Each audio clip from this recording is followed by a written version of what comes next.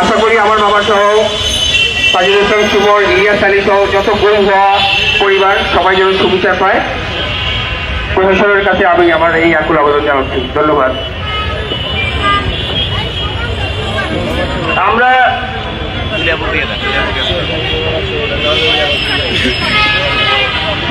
আমরা সবাইকে স্লোগান দিই, গুমের খুনি দিল্লিতে, প্রশাসন কি করে?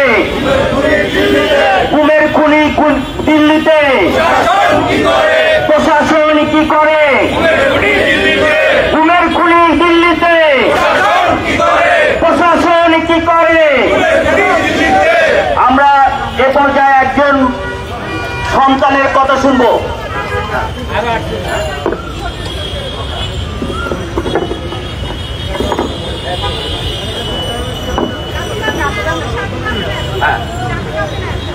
এবার আমরা নাবিলা নূর, আমরা তার বাবা গুম হয়েছে, আমরা তার কথা শুনবো। তার আগে আমরা একটু স্লোগান করি, আজকে গুমের খুনি দিল্লিতে, প্রশাসন কি করে? গুমের খুনি দিল্লিতে, গুমের খুনি ক্যান্টনমেন্টে, গুমের খুনি ক্যান্টনমেন্টে, প্রশাসন কি করে? গুমের খুনি দিল্লিতে, গুমের খুনি ক্যান্টনমেন্টে, প্রশাসন কি করে? গুমের খুনি দিল্লিতে, প্রশাসন কি করে? গুমের খুনি দিল্লিতে। এবার আমরা নাবিলা নূরের একটু কথা শুনবো। আমার বাবা 2011 সালে 30 জুন কুমিল্লা চট্টগ্রাম থানা থেকে গুম হয়। আমরা এখন 14 বছর হয়ে গেছে, আমার বাবার কোনো সন্ধান পাইনি। পাতা গোছের পর থেকে আমরা একটা আশায় ছিলাম যে আমরা আমাদের বাবার সন্ধান পাবো, কিন্তু 8 মাস হয়ে যাওয়ার পরেও আমাদেরকে কোনো সন্ধান দেয়নি, কোনো হদিস আমরা পাইনি। আমরা আর কতদিন অপেক্ষা করবো? আমাদের আর কতদিন অপেক্ষা করতে হবে আমাদের স্বাধীনতা ফিরে পাওয়ার জন্য? আমরা আর কতদিন এভাবে আন্দোলন করতে থাকবো, এভাবে সন্ধান পেতে থাকবো? 5 আগস্টের পর থেকে এই অপেক্ষা তো আর ভালো লাগছে না, আমাদের তো অনেক ভারী লাগছে। আমরা আমার বাবার সন্ধান চাই।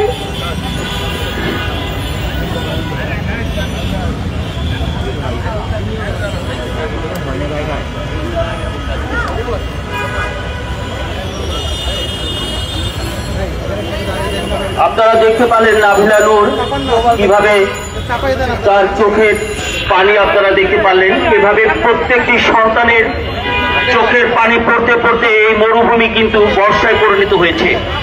কিন্তু শেখ হাসিনা এই খুনি ফ্যাসিস্ট, তার হৃদয় একটু কাঁপেনি। আজকে আমরা দেখতে পাচ্ছি আমাদের মাইকেল চাকমা, যিনি মায়ের ঘর, এই আয়না ঘর থেকে ফিরত এসেছিল, আজকে সে আমাদের মাঝে এসে উপস্থিত হয়েছে। আমরা সবাই বলি আলহামদুলিল্লাহ। আমরা ইলিয়াস আলীকে ভাবে আমরা আমাদের পাশে দেখতে চাই, আমরা চৌধুরী আলমকে ভাবে আমরা আমাদের পাশে দেখতে চাই, আজকে গুম পরিবারের সকলকে আমরা এভাবে পাশে দেখতে চাই। আমরা এভাবে রাস্তায় আমরা কান্না করতে চাই না, আমরা আত্মনাদ করতে চাই না, আমরা চিৎকার করতে চাই না। আমরা আজকে সবাইকে বলবো, আমরা আমাদের এই আত্মচিৎকার, সেদিন ফ্যাসিবাদের রক্ততাপ কেঁপে উঠেছিল, আমরা আজকে অন্তর্বর্তীকালীন সরকারের প্রধান উপদেষ্টাকে বলবো, কি করে এখনো ওই ক্যান্টনমেন্টে যারা গুম করেছে তারা আওয়ামী লীগ এবং তাদের দোসররা জামায়াত আন্দোলন রয়েছে। আমি এবি পার্টির টুকুর আমাদের মাঝে উপস্থিত হয়েছে, আমাদের টুকুর সাধারণ সম্পাদক, আমরা তাকে ধন্যবাদ জানাচ্ছি। আমরা কিছুক্ষণের মধ্যেই আমাদের আজকে এই কর্মসূচিতে এখন আমরা কথা শুনব আমাদের সেই ড্রাইভার কাউসার, তার সেই ছোট্ট মেয়ে এখন দেখতে দেখতে বড় হয়ে গেছে। যখন 12 বছর আগে এই কাউসার গুম হয়েছিল তখন এই মেয়েটি এইটুকু ছিল, আজকে সে বড় হয়ে গেছে। আমরা সেই লামিয়া মিমের কাছে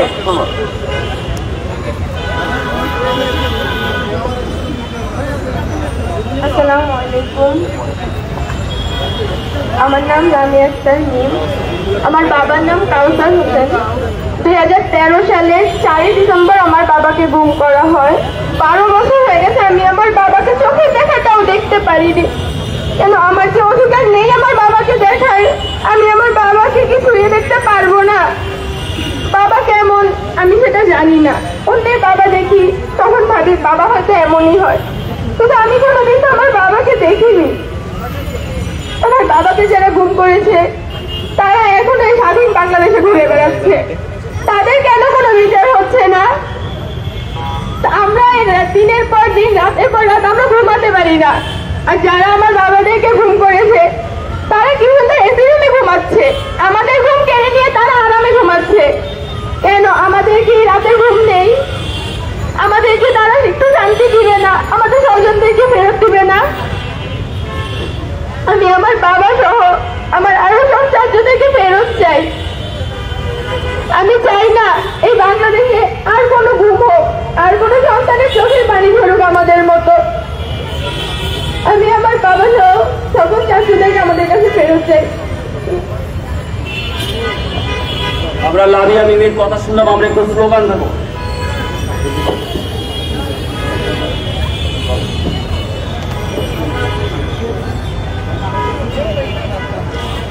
চাকরির সামনে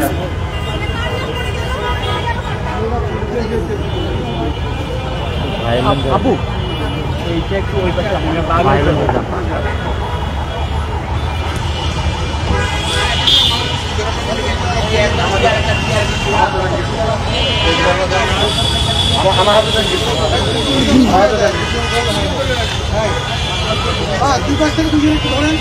আওয়ামী লীগের ঠিকানা, আওয়ামী লীগের ঠিকানা, আওয়ামী লীগের ঠিকানা, একটা একটা খুনি জেলে বল।